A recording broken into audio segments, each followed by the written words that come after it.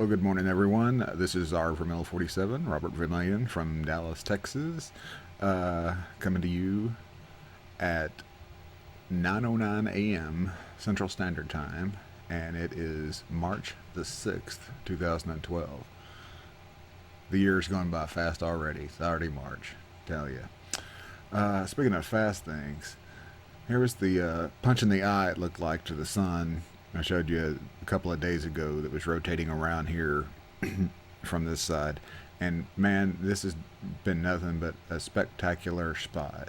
It is very twisted. It is very active, and it's going to continue to be active, and it's getting more geo-effective, which means it gets more in the central meridian of the sun, which means things that come out of it can come directly at the Earth sometimes. We do have, from the last couple of flares, we're going to get sideswiped by a coronal mass ejection, but I'll show you that here in a second. But anyway, I would also keep my eye on 1428. Now, I had said they were going to number this one 1428, and obviously this one popped up before that one, so this one's 1429, just to correct the record for what I said earlier.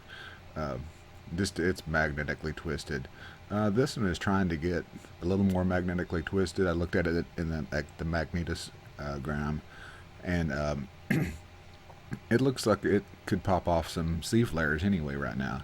Right now, the chance for this one, the Space Weather Prediction Center is saying that there is a 75% chance of more M flares and a 30% chance of more X flares. So we're going to take a look at the latest flares and X flares. Okay, here's the 3-day data from the GOES X-ray flux monitor aboard the GOES spacecraft. This would be GOES 15. As you can see, once that spot came around, it decided to get active. Well, active to where it was starting to bother us anyway.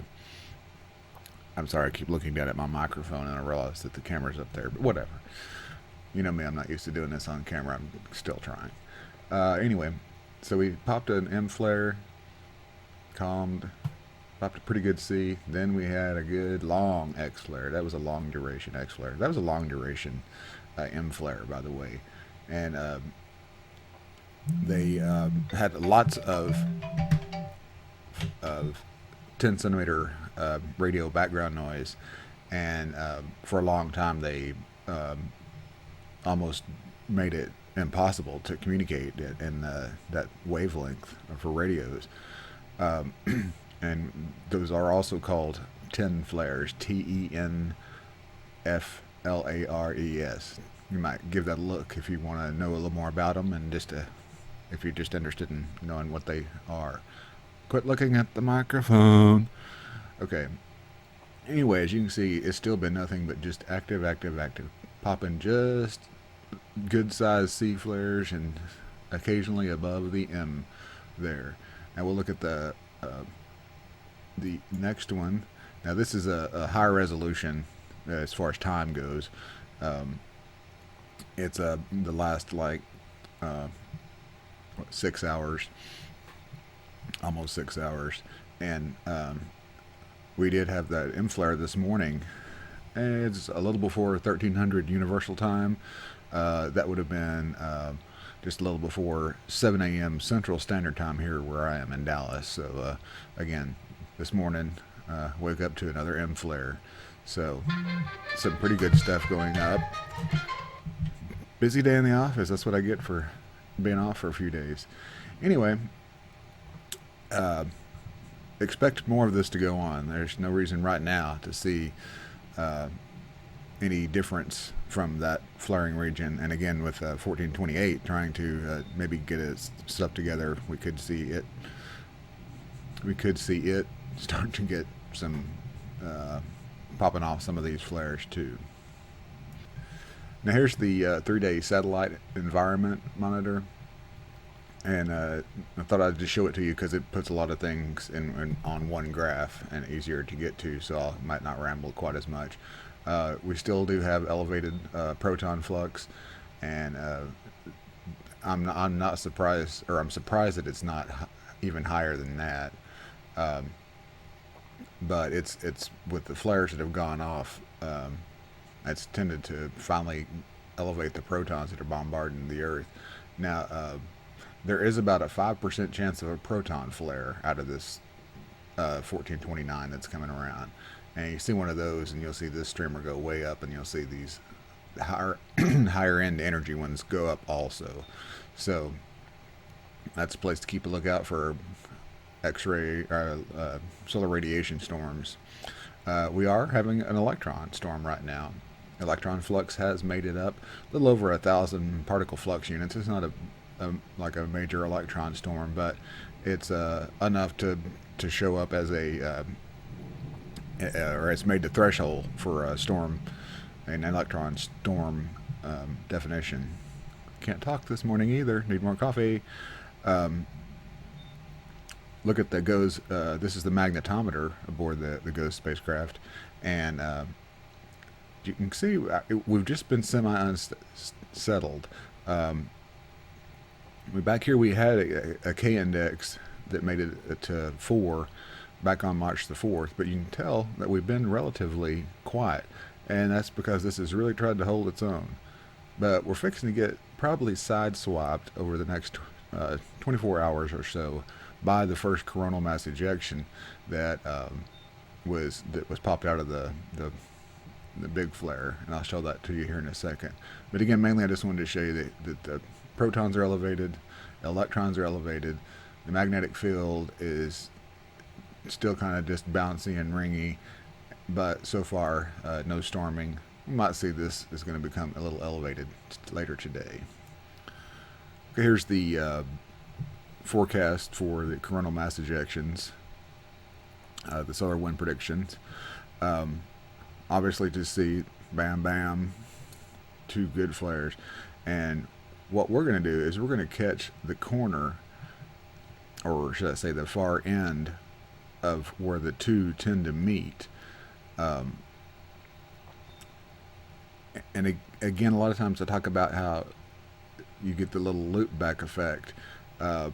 We've been on this end the last few times. So far it's been on this end, but think about it. That flare, or that sunspot, again, is, let's say in this area right here on the sun, and it's moving more like this. So as it gets more what they call geo-effective or earth facing, any more stuff like this, and bam, look, that's the wind speeds coming out of it, the solar wind speed. See, we don't get clipped too much by it, thank goodness. Otherwise that would set off a very decent geomagnetic storm. We're still not out of the woods for not having one, and it looks like, according to the graphs here, that it would start affecting us probably sometime on the UT day, the Universal Day, the 7th. So, you Aurora watchers, maybe you're fixing to get a show. I mean, you've been having kind of a show as it is. It's about time for a pretty big show, and if this puppy pops off some stuff right at us, it's going to be a really big show. So we'll just have to keep our eyes on it and see what happens. Here's a quick look at the GOES water vapor satellite, and this is the next system that's coming in that will affect the midsections of the U.S. It's relatively quiet right now. In fact, there's no severe thunderstorms forecast for today. Actually, I think it's kind of funny that there's not a thunderstorm forecast at all for according to the Storm Prediction Center today across the lower 48 United States. But some key features here. Okay, here I am down here in Dallas, Texas. We've got this first little storm system that's beginning to wind up, and it's going to start pulling moisture in big time for this weekend. And of course, yay me, I have a camping trip this weekend along the Red River, and of course it's going to rain, but that's all right. I'll be riding it out hard in the cabin. I'm camping in a tent this time. So this again, a next storm system, and this is the puncher. This has got 130 knot jet stream winds associated with it that will be slinging down. This probably could be early next week, or right at the end of the weekend, possibly beginning to affect the the areas over in here, and I know nobody likes me to point to that area right now, anybody that lives in there. But again, it's springtime. It's meteorological springtime, and we've already seen what can happen. Just a quick look here at this morning's jet stream, and it's kind of hard to see on this. Here's the United States. Whoops. Yeah, here's the United States, and here would be me in Texas down here. Here's Florida. Okay, off the west coast, we saw that little nasty ball of energy. That's the one that's dropping down. This right here in the front is what's causing this little storm, which doesn't have much in the way of wind with it in the upper levels right now. And this is mainly probably the reason we don't have much in the way of thunderstorms. We may have rain around the country and snow around the country, but no thunderstorms at the moment. But this trough, and that's what they call it, it's an upper level trough. And I'm showing you the 300 millibar heights, which is at jet stream level. These winds are in excess of 125 knots, and that will be dropping down and causing our weather to become unstable in the middle sections of the United States this weekend, and possibly late in the weekend and early next week. We'll have to keep an eye out and see if there's enough moisture return to have any severe weather outbreaks across the Ohio Valley again.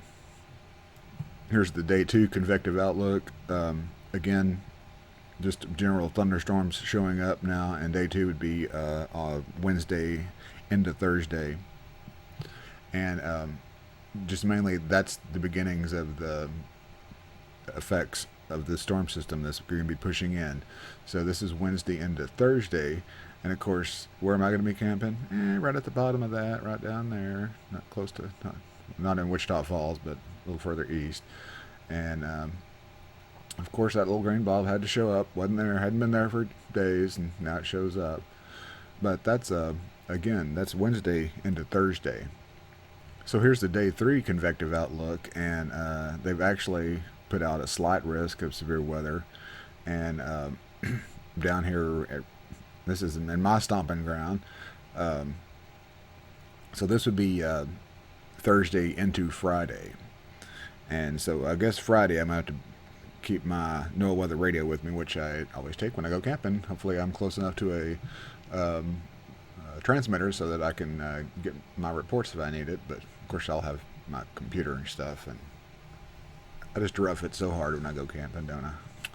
Anyway, there's a slight chance of severe thunderstorms in this area.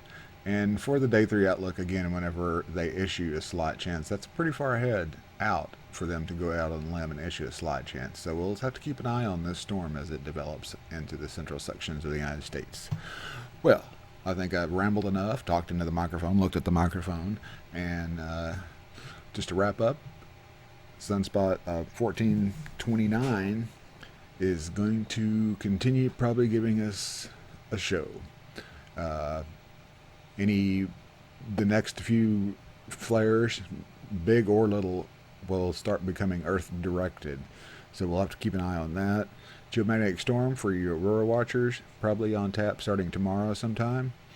Weather-wise, on Earth, it looks like we got a quiet day today. Then the weather starts to get a little unsettled on Wednesday, and then Thursday into the weekend. We'll just have to keep an eye on it and see what happens.